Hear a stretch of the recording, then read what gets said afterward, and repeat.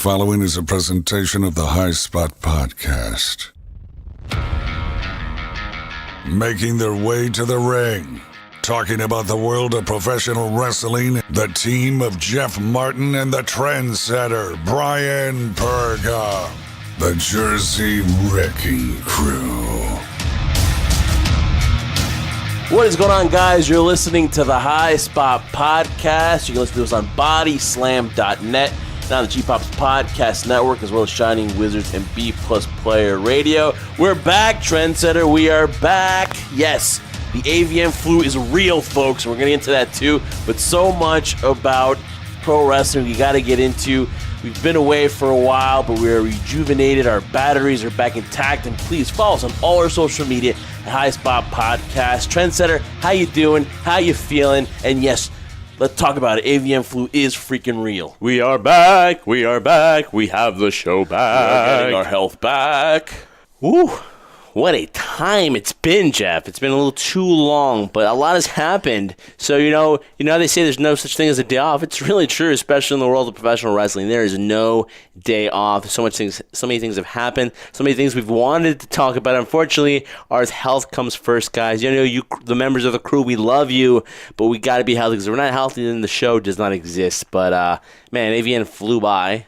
Pun intended Literally, here. yeah. I mean, more for you. I got a little under the weather last couple of days, but I got over it pretty quickly, so I'm happy about that. But my goodness, Jeff, where to start from? Where do you want to start? Real quick, though, let's just talk about this real quick. We're in Vegas. Had a great time.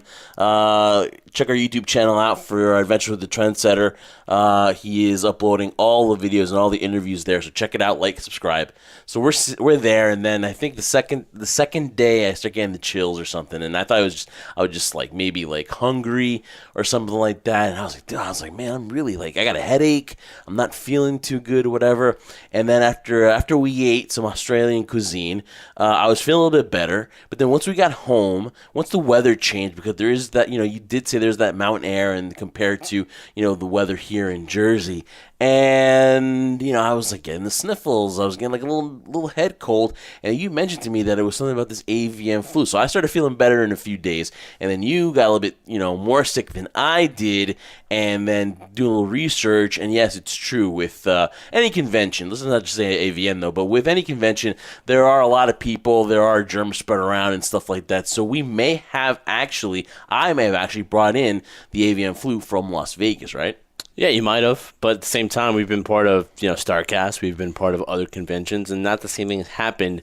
But when it goes to Las Vegas, or it goes to situations where you're around a lot of people and there are germs, it's likely to happen. I didn't get that bad. I got congestion. It lasts for like maybe 4 or 5 days the most, and I'm back to normal. I got my sexy voice back. But no, let me take that back. It's not sexy at all. But yeah, it was a great time. Got a lot of content out there, a lot of great interviews for you guys to watch. Like Jeff said before, check out our YouTube channel, Adventures with the Trendsetter. Going to be a link to the website as well. Don't get choked up, Trendsetter. Don't get choked up right there. It's emotional for me. It's emotional. But yeah, definitely check out the YouTube channel.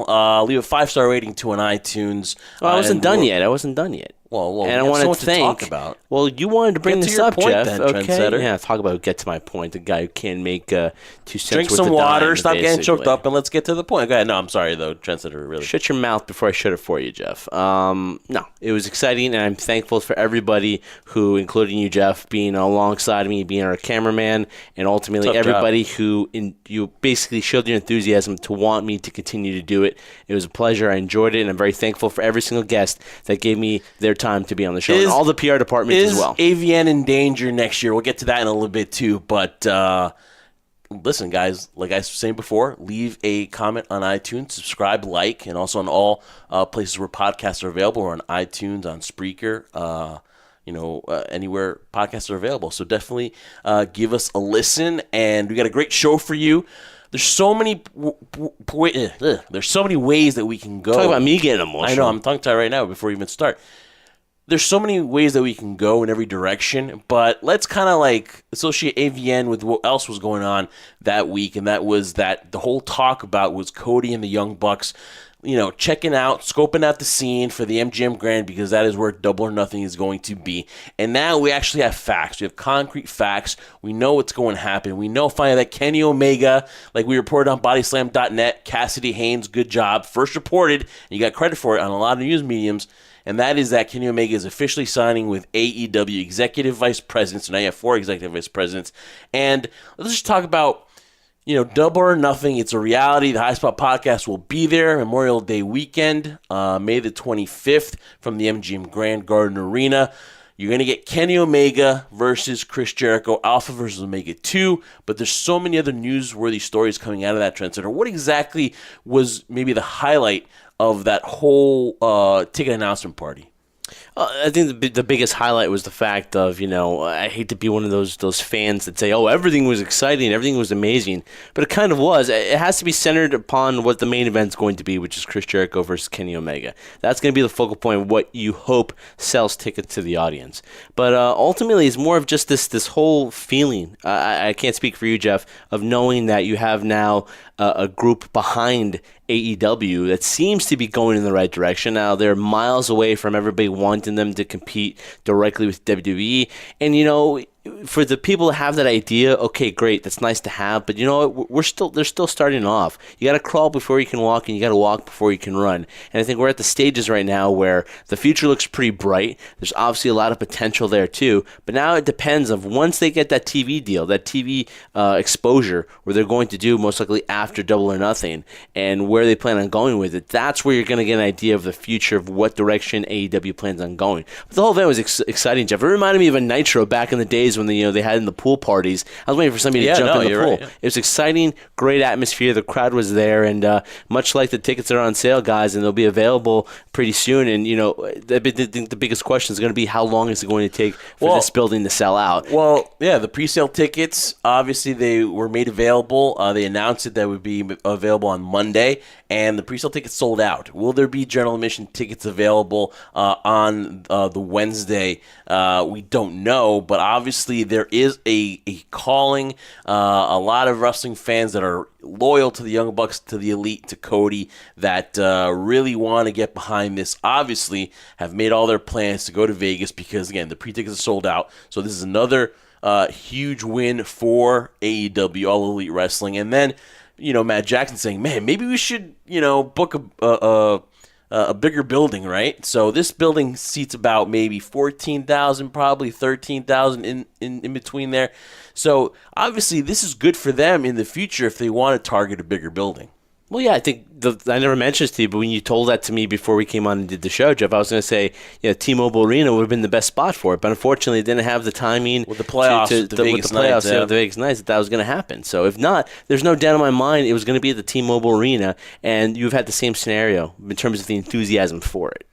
There was a tentative schedule for AEW with their 2019 lineup, and they're shooting for probably like a November start or October, November for a TV deal. Mm-hmm. And then they're going to come out with All Out probably in Chicago at the Sears Center in September. And they're also planning to go to London at the Royal Albert Hall to debut there in London. So, there Get your passport ready, Jeff. There is a TV deal imminent. So whether it's TBS, whether it's, and it's not Spike TV anymore, it's Paramount, whether it's one of those channels or somebody else, obviously the future is bright. What do you think would be better, Paramount or TBS? I think TBS would be a great job. TBS, obviously. But then again, though, here's the thing. And this is something I want to delve into. Maybe we can delve into later on. But, there's a lot of responsibilities once you go to TV because a lot of people are like, this is awesome when you do it at a live venue where there's no restrictions, where you can do basically whatever you want. But once you get to TV, there are things that you have to do because you want to be a successful business. You want to get sponsorships. You want to get those people to buy into your product. And there's going to be restrictions. And I just want to put in where they were kind of teasing WWE about this whole intergender thing with Dean Ambrose and Nia Jax, right? It seems like they want to get them, going. WWE wants to kind of push that envelope a little bit, get into intergender wrestling. We saw it at the Royal Rumble with Dean and, we saw Nia Jax get in there in the men's Royal Rumble. Then we saw a little interaction between Nia Jax and Dean, and they're teasing it. So at a live event, Trendsetter, this was supposed to happen. But a certain sponsor called WWE and saying, no, we do not want to sponsor something like this. So, this is just an example of what happens if, for example, something that Joey Janela does, or something that, is perfect when you do it in the scene of a live event, or when it's not televised and you want to go viral, that's fine. But if you got to answer to sponsorships, you got to answer to TV people, you got to answer to the censors, what's going to happen to AEW? Could it get watered down? Will they maybe, have to, kind of fix their way and maybe conform to what TV wants? There's no doubt there's going to be a sense of conforming to what you're talking about, all the people you have to answer to when you go to TV, Jeff. But I think, when it comes to intergender wrestling, I think little by little it's becoming more accepted. Now, we see it on the indie scene all the time. We see it, even somewhat on mainstream, so people have watched it. You can go to YouTube and see some great intergender matches, and people don't create such a ruckus about it. But on network TV, though, will that be something that's the point I'm trying to get here, Jeff. But when you get to network TV, it's different because it's a different audience now. It's a general audience that are not into wrestling, so they might not understand it. I think it eventually will happen. But for AEW, that's not what they're banking all their stuff on, intergender wrestling. They're banking their stuff on the quality in the ring, and the storylines come from that. So I don't think a lot of conforming is going to necessarily have to be done. But, of course, they have to follow certain standards and protocols, which happens with anything when you go network. That's why when you had the Fight app, when they had StarCast and All In, everything was basically, you could do what you want. It was kind of a free-for-all. But again, they towed that line, but they never crossed it too, because they have a set of standards themselves that AEW follows now. Well, of course, AEW again, VIP packages for StarCast, the names for StarCast and the event starting to come out. You got Sting, Bret Hart, of course, Cody, the Young Bucks, Jimmy Havoc, a bunch of legends that you saw at All In during that StarCast weekend are going to be in Las Vegas. And again, it's going to be awesome because the High Spot Podcast will be Double or Nothing in Las Vegas Memorial Day weekend.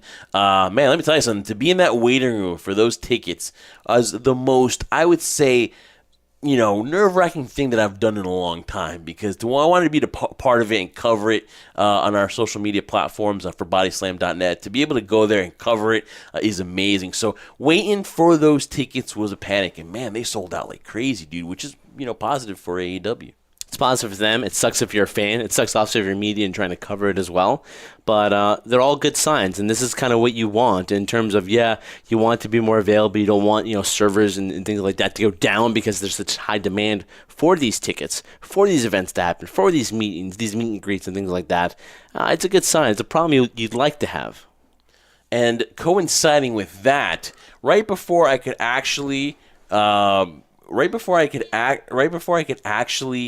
get the tickets, something popped up on my Instagram, and that was the Chris Jericho Rockin' Wrestling Rager at Sea Part 2 is going to happen. It's going to set sail from Miami to the Bahamas when, drumroll please,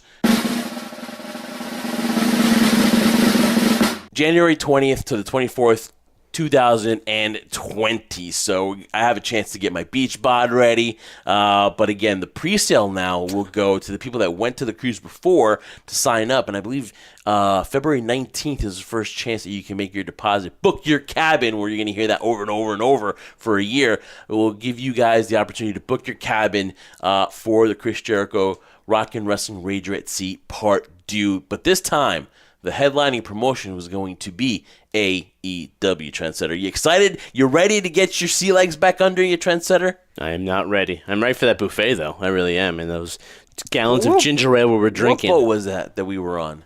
It was the Norwegian. The Norwegian? Okay. I forget which other Norwegian was. This is the Pearl. So I don't know if it's a bigger boat or I don't know. This is the Pearl. It wasn't the Pearl we were on, were we? No, it wasn't. But you'd like to think it's going to be a bigger boat because the first one was so successful. And it's exciting, man. It's amazing to see the momentum and the ability where and I go about this all the time, whether I'm doing Adventures of the Trendsetter, Jeff, we're talking about this, we have talent on the show that we're discussing with. It's amazing, Jeff, the power of social media now, where like all this stuff, whether it be Instagram, Twitter, name a tool that it's used right now in social media, and it's effective. When you use that behind you, you have so many people able to get access to this. It's amazing the amount of momentum, not only for AEW, but now for the Jericho Cruise. Jericho himself, had some doubts, wondering is this going to work, and was pleasantly surprised with the amount of response that he got. And now to this point right now, to see, it took him about 2 years to set this whole thing up. It felt like a really long wait. This is going to be a shorter wait. Now people could say, oh, it's a year from now. A year goes by pretty quickly. Well, less than a year, 11 months from now, because we're in February now. So it's not in January. So it's great to see that happen, and now to see another avenue for guys like AEW and Jericho to venture out right now. And it's a vacation of a lifetime, guys. If you've never experienced the first cruise, the inaugural Rock and Wrestling Rager, this one, there's no doubt that Chris Jericho always wants to do things bigger and better, if I can speak English, bigger and better. And there's no doubt in my mind, I'm sure I can speak for you on this, Jeff, that he's going to pull out all the cards on this one as well, because again, he never likes doing anything the same way twice. Totally agree with you. It was so much fun.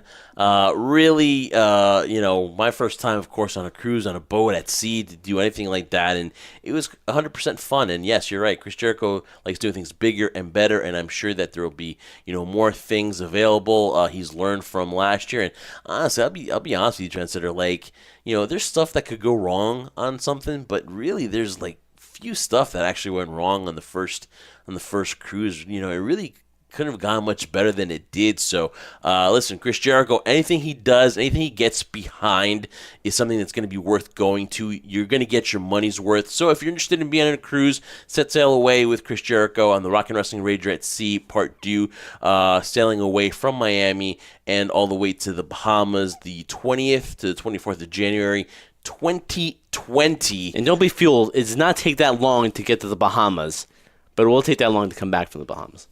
Well, obviously because they go the longer way because, it's 4 days.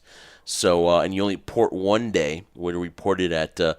But that was not even a day. That was maybe 8 hours. 8 hours at the most, yeah. Mm-hmm. And you also have to book your excursion as well too. So you can stay on the boat as well, but sometimes you want to get out, so you go to a beach, you can go to a water park. But it is worth going to if you've never done it before. You're a wrestling fan.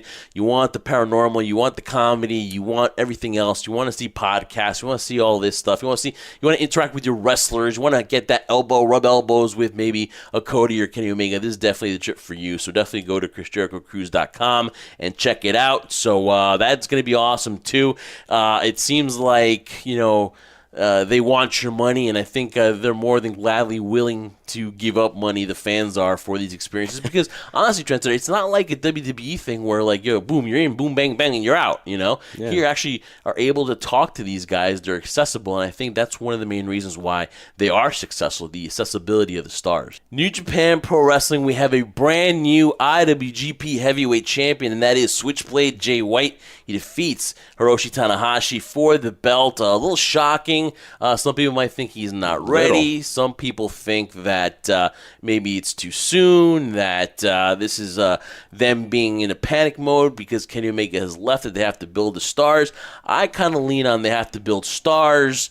And at New Beginning in Osaka, we saw a new IWGP Heavyweight Champion, and it actually could be what we see at the G1 Supercard of Honor at MSG at Madison Square Garden. History-making, Trendsetter. We could see this rematch: Jay White versus Hiroshi Tanahashi. Congratulations, Jay White. Congratulations, Switchblade, on your title win. I'm going to say that, you're deserving of it because you have to solidify Bullet Club. You have to, as a leader, and you also have to make new stars, Trendsetter. It's about making new stars. You lose a Kenny Omega, you got to come back. You got to combat it with making a brand new star in Jay White. He's very deserving of it. I agree. You gonna be a douche like that? Look who's talking. You're a douche every single day to me. All the time. Seriously. I don't see you enough to be a douche. I know, but you call me enough and you send me enough texts and emails. Brian, need you to do this? Jeff, I'm in the bathroom. Give me 5 minutes, man. No, but I agree with you, Jeff. I was a little disappointed when Tanahashi won the title, but knowing what was going to happen, Kenny Omega leaving New Japan Pro Wrestling.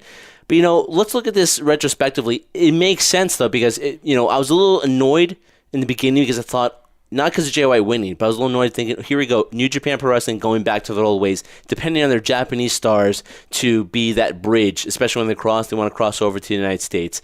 Now, Jay White is not, he's a foreigner still, of course, in New Japan and the United States, but he is that bridge, that gap, that bridge that was built from the Elite to now you have the Bullet Club, part of it now. You need somebody like Jay White to be that crossover appeal. He has crossover appeal. He has star written all over him. Now, people can debate whether it's too early or not. It doesn't really matter because it's happened. It's now. No better time than now than to do it. Because you know why? In the situation of New Japan right now, you've lost, in my opinion, some momentum for what's happened in the year of the people you've lost within the company. Now it's time to make your mark, to showcase and solidify yourself to an audience that, you know what, we are taking steps forward. We are taking steps out of what are considered traditional norms. And this is the best case for it, too. I think Jay White's proven himself to be a very viable option in terms of someone you can depend on in terms of putting on a very good match. And I'm looking forward to the fact that if this does happen, there's a rematch at, the way the British Bulldog would say, Mazda Square Gardens, then I would love to see that main event. That would be an awesome card to see as it slowly builds itself up. And, great way to kick off the block party they're going to have around WrestleMania weekend, too. So let's hear from Jay White, the new IWGP Heavyweight Champion, courtesy of NewJapanWorld.com. Here is the new champ and his comments on the big win. You think it's a switchblade shock? I see it everywhere. I get how when you're closed-minded hits, this could seem shocking. And how I don't mind anymore if you put it out there. So long as the message gets through that I did what I told everybody I was going to do. I'm the official champion now. Nobody can dispute it. Nobody can dispute it. Not Tanahashi, not the referee. No one in the office. I know you guys hate that. I know you hate the thought of me. Only 6 years in this business. Only just 4 years in New Japan. And I have the top prize that so many of your beloved wrestlers have yet been able to attain. And now that I have it, it's going to make it that much harder. No, it's going to be impossible for those old fucks like Ishii to get it. Everyone wants Naito to get it again. It's not going to happen. Tana wants a rematch. After what I did to him, I doubt he'll have any other match. I told each and every one of you I was going to do this. I'm the champion that not just this company, that pro wrestling needs. And I don't care who disagrees with it. You think I'm not ready? Well, look right in front of you. If you had any fucking stupid doubt before, that has to be gone now. I was ready a long time ago. And I've proven it time and time again. Now, I am undeniable. You cannot look past me as the top, not Gaijin, the top wrestler, not just in this company, in the fucking world. Switchblade Jay White is money. I am the number one asset in all of pro wrestling. How? You can throw in sports entertainment into that if you want to as well, because I'm better than any of them. I'm better than all of them. I've worked hard enough tonight. You don't need to know any more about what's going on in my genius mind. All right, Trendsetter, brash statements from the new champion. He is the best in the world. What do you think? Well, I thought I was listening to you with an accent, Jeff, because to me, Jay White's talking exactly like you. You're so full of yourself. You are. But making strong I wish I was statements. full of myself like Jay White. Well, you're wearing red right now, just like he does. He marks out on the red, but hey, why not? He's a confident guy. You're now the IWGP World Heavyweight Champion, Jeff, a prestigious title in the world of professional wrestling. Very few people can lay claim to that, and he's had it at this stage in his career. So why wouldn't we be confident? Confidence got him to this point. It does, and for what people want to say, whether it's too soon, you got to understand that, you know what, they need to make the star. He's already a star. Whether it was 6 months from now or now, I don't see what the difference is, and it's going to set up a matchup, a main event quality matchup. You needed somebody, unless you were going to give me Okada versus Tanahashi at the G1 Supercard at Madison Square Garden, right? That's fine if I'm a New Japan fan, but if I'm a fan of wrestling in general, I want to see him mix it up with, like you said, somebody else with name appeal that I can really get to know. Jay White is very good. He can sell me into this matchup because Tanahashi is, his English is okay, but I want somebody that's going to build me and to have me invested into this match. And if we do get a Jay White versus Tanahashi for the IWGP Heavyweight Championship at Madison Square Garden, I'm going to be invested in because Jay White is going to put my butt, even though I'm already sold my seat there, he's going to get me invested and want to see it. He's going to put my butt in the seat, and I'm going to be glued to it because of Jay White telling the story of him and Tanahashi. Could you see another opposition for Jay White, or do you think it is going to be Jay White and Tanahashi? I think it's going to be Jay White and Tanahashi. The question I wanted to ask you was that, is there anybody right now on the current New Japan Pro Wrestling roster that could have done this other than Jay White? No, I don't think so. I really don't think so. I think they are. So I scratch my head when people kind of complain and say, "Oh, it's too early. I don't know why they're doing this." Well, what's the other viable option? Could be an option you just said, Okada and Tanahashi. But we've seen that already, and you and I would enjoy it because we're as I say, quote unquote, die hardcore fans. Yeah. But if you're trying to sell to a wider audience base, maybe that's not the kind of match you want to sell because we've seen it before. People have seen it before. This is something brand new, something fresh, something new. I don't know if there's anybody else on the roster right now that could have happened. Do you think maybe in Jay White's scenario, and taking nothing away from him, Jeff, at all, I'm not taking anything away. I have so much respect for Jay White, but you think maybe right place, right time for him? And he took the opportunity? Definitely the right place at the right time. You said it, he's got the look, and I think that the company's behind him definitely, with no Kenny Omega, which obviously would have been the clear-cut guy to head into MSG and sell New Japan. This is your next best option. I think the term is gaijin, right? Mm-hmm. He is the only other gaijin on the roster right now that could sell you this match. I wouldn't mind seeing Naito and Tanahashi. I wouldn't mind seeing Okada and Tanahashi. But this right here, Jay White can build that novice fan because, listen, it's going to be sold out regardless, right? So we know that everyone's going to be there. Over 19,000 are going to be at the Garden. But those fans that are going to go on the Honor Club on NewJapanWorld.com and order this and watch it, the subscriptions, that is what they're looking for here. And Jay White is, whether it's, I guess, maybe by a process of elimination, he is the best guy. And obviously he has a tremendous win-loss record, and he beat Okada at Wrestle Kingdom. So it's not like he was given this. He beat Okada. He beat the man. And I know that term's been thrown around a lot here recently in wrestling, but he beat the man in New Japan. So to me, Jay White is very much deserving of this, and congratulations to the Switchblade. All right, Trendsetter, so much more to talk about, and I just want to talk about Elimination Chamber, Trendsetter. Talk about Elimination Chamber this Sunday. Again, wrestling is just, it just creeps up in front of you. It never stops. It really doesn't, right? And we got Elimination Chamber coming up. And I guess instead of running through the matches, I just want to ask you, are you hyped up for this? Is Ruby Riott versus Ronda Rousey going to do it for you? Is a Daniel Bryan in an Elimination Chamber match going to do it for you? I mean, I don't think they're going to have Seth Rollins in the pay-per-view. Brock Lesnar's not going to be there. You're going to get Finn Balor, I believe, against Bobby Lashley and Leo Rush in a handicap match for the Intercontinental Championship. So is that enough going to make you have to be there in front of your TV this coming Sunday? It's enough to keep me interested, but I don't think it's enough to me to say, listen, I need to sit down and make sure I'm at my seat when this event starts to see it. But I think that's been the pay-per-view so far, even leading up to Royal Rumble, even after Royal Rumble. There's anticipation for Rumble because it's the start of, quote-unquote WrestleMania season. You'll have surprise people, surprise entrants in the Rumble. Even there's debate back and forth before Kenny Omega signed, Jeff, that, maybe, Kenny could actually sign. But though legally that wasn't possible. But there's always that hint of what could happen. Royal Rumble came and went. It served its purpose. It showcased now the new storylines leading towards WrestleMania that's going to be taking place at MetLife Stadium in April.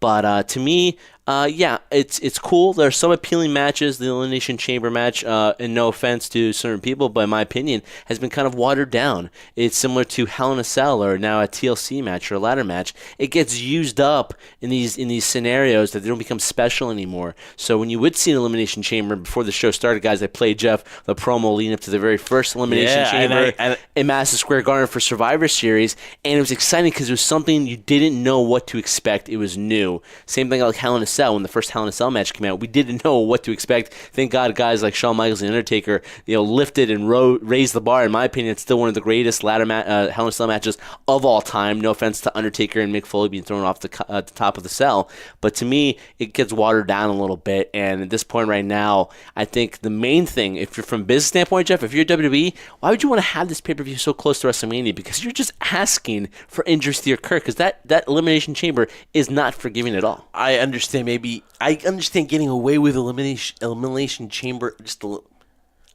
I understand with getting away with Elimination Chamber. I get that, Trendsetter.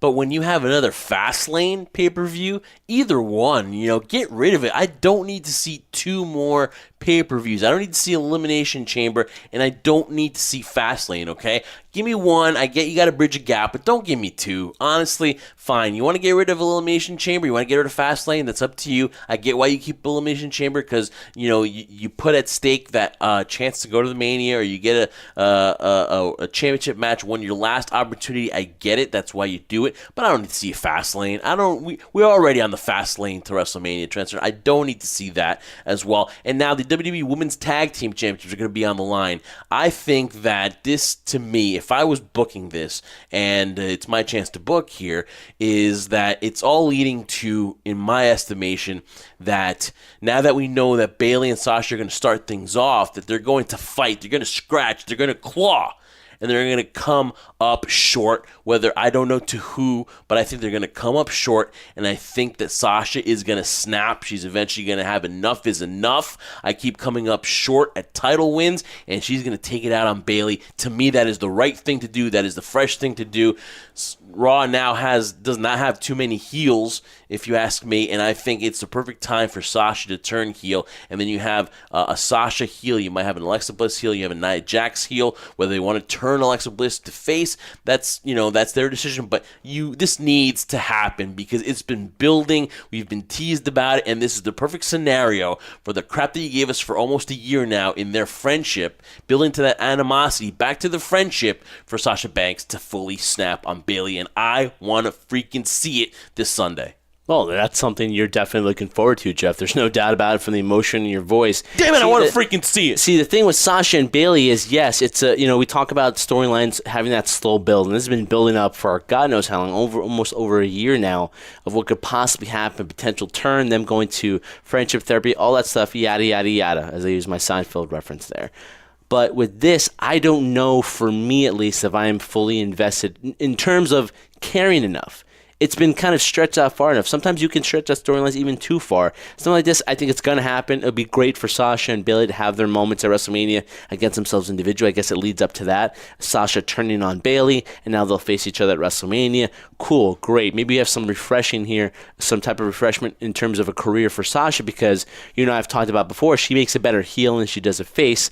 Bayley is always the known baby face out there, so it's nice to have that dynamic behind it. I don't know right now if W has done it too far where the crowd is that invested in it. You see it's kind of watered down with their entrances coming out. Fans are kind of like, oh, okay, cool, you're out there, we're doing this. They're just waiting for it to happen so finally they can say, we have Bayley and Sasha. This is, from all the mess-ups that they've done in this, trying to build this turn that I believe that they've dropped the ball on, this is the closest they have to redeem themselves. Because, yes, Sasha, we know she's injured right now, and that's why she's not wrestling. That's why that's why that Bayley is having to carry the load and be that go-to person and save the matches. They came up short. That is why, actually, they have to start from the beginning at the Elimination Chamber. But I believe that Nia Jax and Tamina are going to walk away as a tag team champions, and I believe that this is the time to turn Sasha on Bayley, and that is why I think it's going to happen.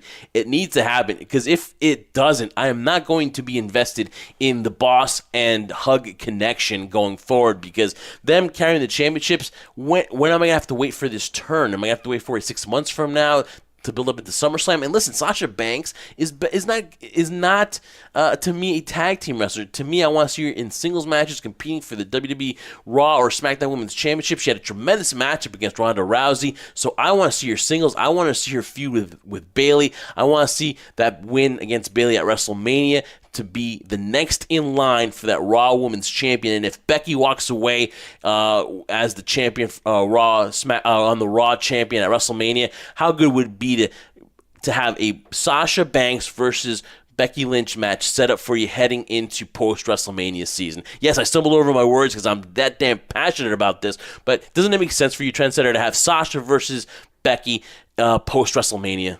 Well, yeah, I mean, it writes itself when you're talking about it that way in terms of the build-up and now a potential down the road into the new season, I guess, of WWE after WrestleMania is over, of something of Becky now as the champ and Sasha Banks going at it. They've had great matches. These two have not really been in the ring since they fought at NXT TakeOver for the NXT Women's Championship, so it's fresh and it's brand new.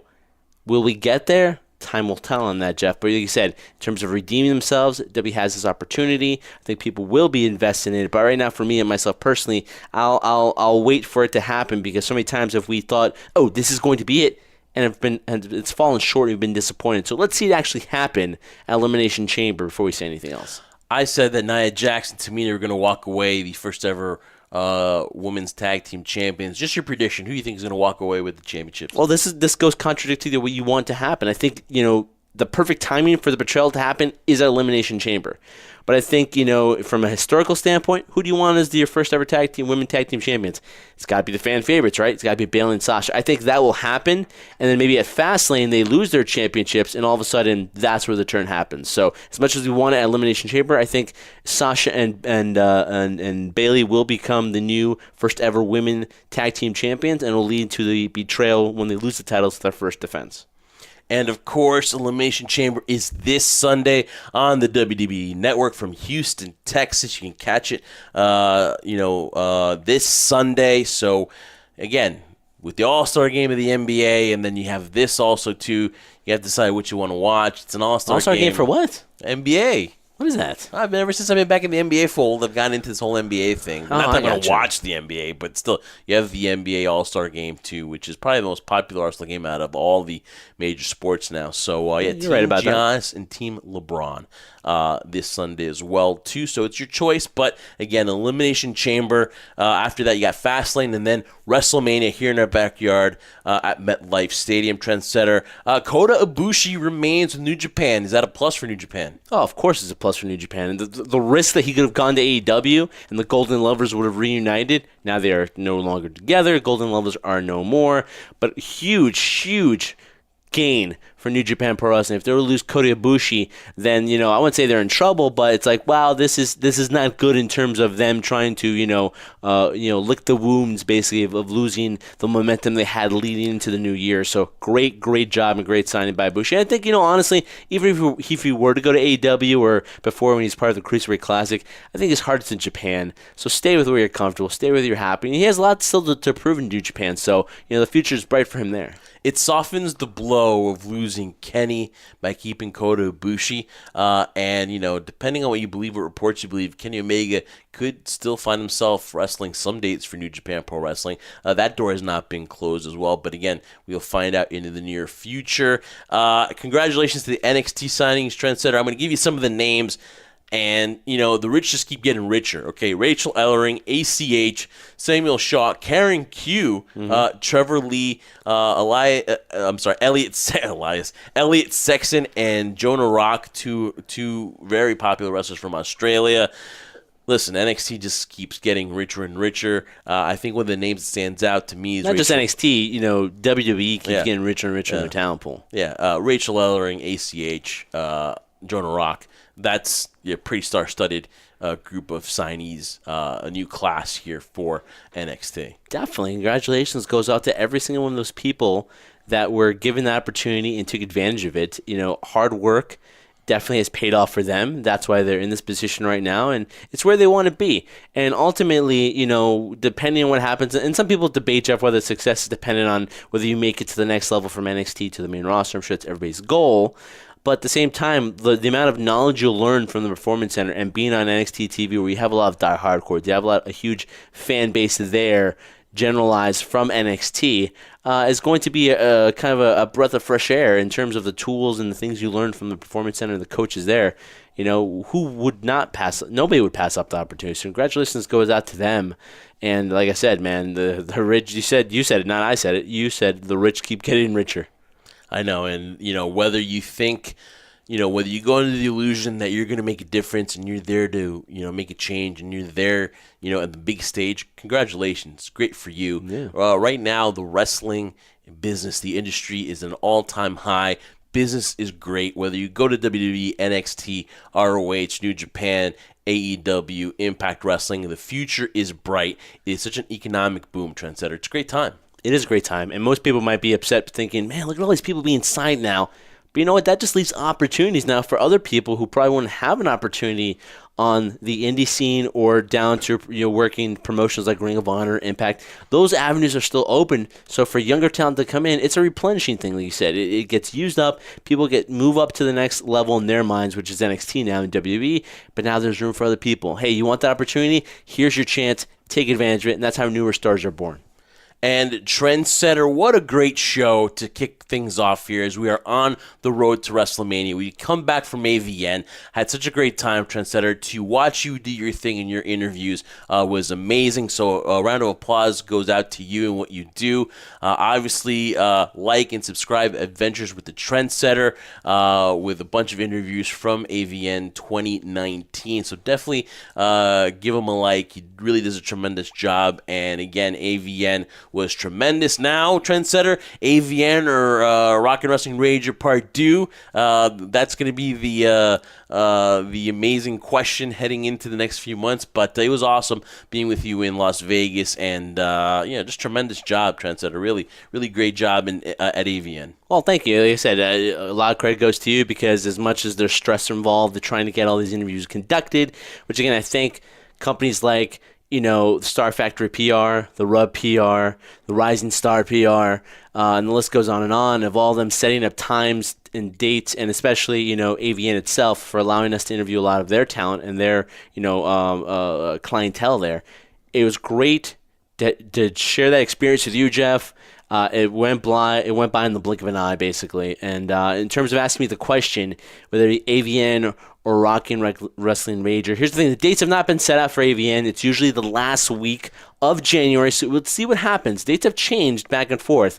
For Exotica, dates have changed as well, so we don't know what happens. But all I know is if the dates do fall close together, I'll leave it to you guys, the audience. I've mentioned this to you before, Jeff, and I'll mention it to you guys, and I haven't really spoken to the crew too much about this. I've kind of done video blogs every now and then, especially announcing that we're going back to Vegas in the beginning of January.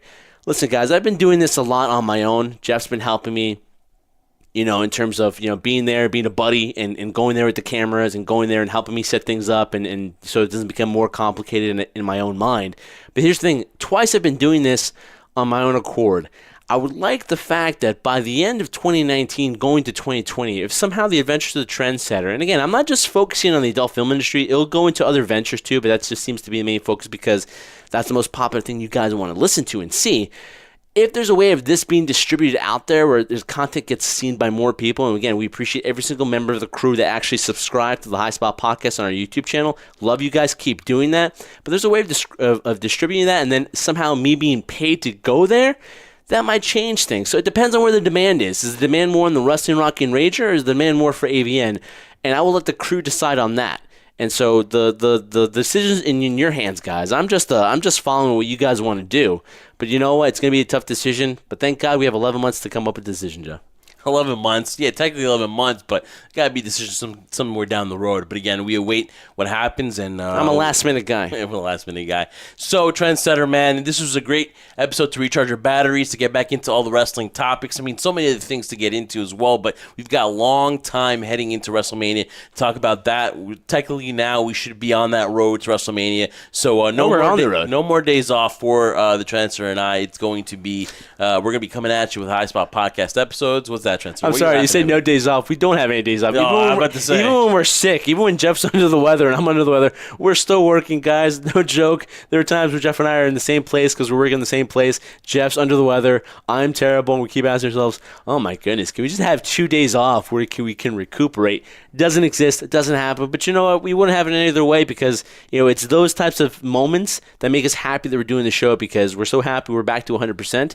We're thankful that hopefully the cold goes away here in the Northeast. And we're happy to join with you guys, the crew, because you guys are a huge part of the reason why Jeff and I do this. Guys, again, we appreciate you. Follow us on all our social media, High Spot Podcast. Follow us on Twitter, Facebook, and go to visit the website, highspotpodcast.com. Again, read all our stuff on bodyslam.net. That is where the podcast is available as well. Have some great interviews lined up for that site as well. So, Trendsetter, as we wrap up this episode and we're back into the, road to WrestleMania, your final thoughts so that we can get the hell out of here and get some sleep.